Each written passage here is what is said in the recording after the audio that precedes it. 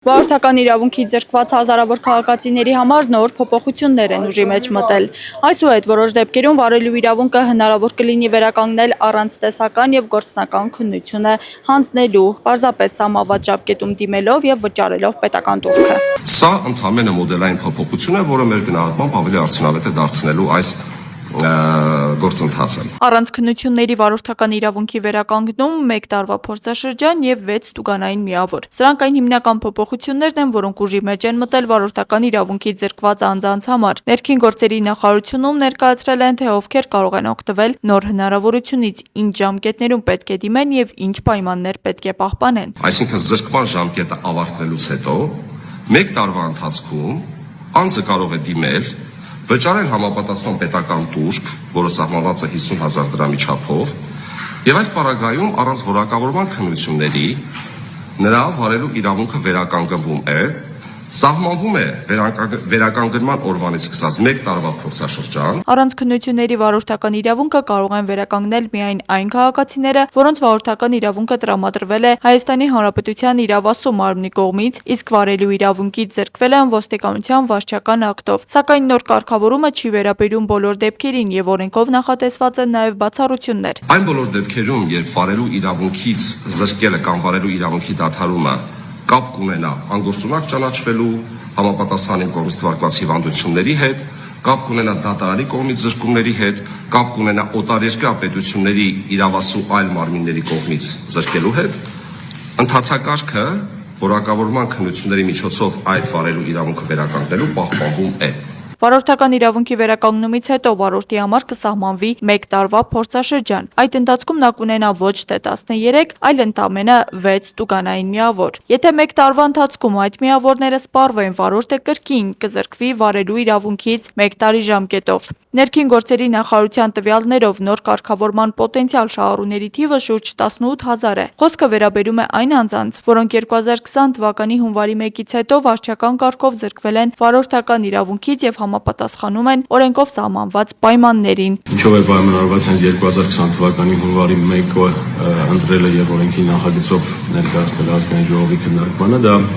այն ամսաթիվն է, երբ ներդրվել է տուգանային միավորների համակարգը Հայաստանի Հանրապետությունում եւ մենք ունենք որոշակի նաեւ վիճակագրություն եւ վերլուծություններ այդ օրվանից սկսած անձանց վարկագծի վերաբերյալ եւ նաեւ ունենք անհատականացնող տեղեկատվություն վարորդների զրկումների վերաբերյալ ավելի ստույգ։ Նույն կարգավորումը կգործի նաև այն վարորդների նկատմամբ, որոնք այսուհետ կզրկվեն վարելու իրավունքից եւ զրկման ժամկետի ավարտից հետո կդիմեն այն վերականգնելու համար։ Վարելու իրավունքից զրկված անձինք նախ պետք է հերթագրվեն ներքին գործերի նախարարության հաշվառման քննական ստորաբաժանումում, ընտրելով զրկված վարորդական վկայականի վերականգնում առանց քննությունների ծառայությունը, ապա ներկայանան նշանակված օրը անհրաժեշտ փաստաթղթերով։ Անձը հաստատող փաստաթուղթ եւ պետական տուրքի վճարման անդորագիր, որը 50,000 դրամ է։ Հաշվի համարը, որին պետք է վճարել 50,000 դրամի անդորագիրը 9400 500, այսինքն 500 եւ 3810։ Մենք հրապարակենք նաեւ կա արդեն իսկ հրապարակված նաեւ հաշվի համարը հավելյալ եւս հրապարակենք, ուզում եմ տեղեկացնել նաեւ, որ տուրքի գումարը կարող է վճարվել նաեւ հենց ստորաբաժանումներում արկա վճարման միջոցներով։ Բացի այդ, անհանձին ում վարորդական վկայականների ժամկետները լրացած են արդեն իսկ, այսինքն չեն կարող իրենց հին վարորդական վկայականը հետ ստանալ ստորաբաժանումներից, նրանք բացի 50,000 դրամ պետական տուրքից պետք է վճարեն նաև վարորդական վկայական ստանալու համար նախատեսված պետական տուրքը, որը պլաստիկ քարտի տեսքով վկայականի համար